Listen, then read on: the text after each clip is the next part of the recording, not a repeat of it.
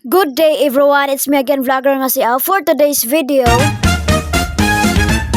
ubani di ay ninyo no, maato milang ti Jinjin kay mopalit og kamote. Kay ganahan na pod may maglungag og kamote kay perti kalabo og perti kalami. Og karon mga guys, kay dool na ta diri sa bahay ni ti Jinjin, ato aning ayuhon ron ato ta sa atubangan agi. Kay nakita nako siya nga atuan ni agi sa atubangan. Maghinahinay lang taglakaw mga guys kay basin paghuton ta sa iro ba. Wa na gid nagpalibak ang iro, gipaghot na gid ta. O karon mga guys, kay ato na ning ayuhon si Jinjin dinhi sa tubangan no. Kay nagtako siya sa laog sa baboy basin padung ni siya manlaog ba. Ayo.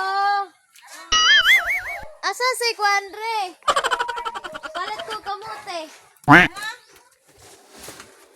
Palit ko kamote.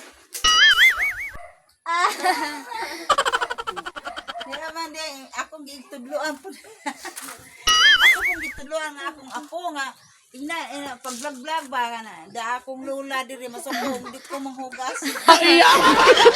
Palit may kamote diri guys.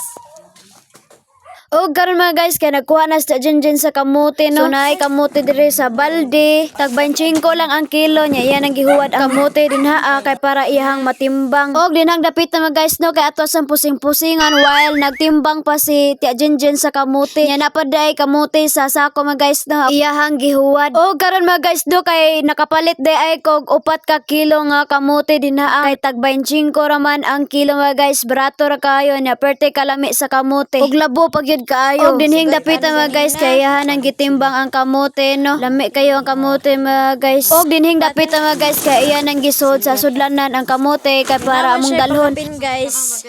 So karon guys kay naman siya ipakapin no. Ato pa rin siyang pakapinan. Pinan og umo. Umo. So karon guys kay nakapalit ko og pila ni ka kilo? Ada 4 ka kilo. Nya akong gipakapinan. So ipakapin na lang pod nako ang 100. wa man kana 100 lang ito tanan niya napay kay sukli. Gani mo na gani. Keep the change. Hoy, so keep the change mga guys. So Thank tara. you. Gipakapinan ning taon ning walay bana. Thank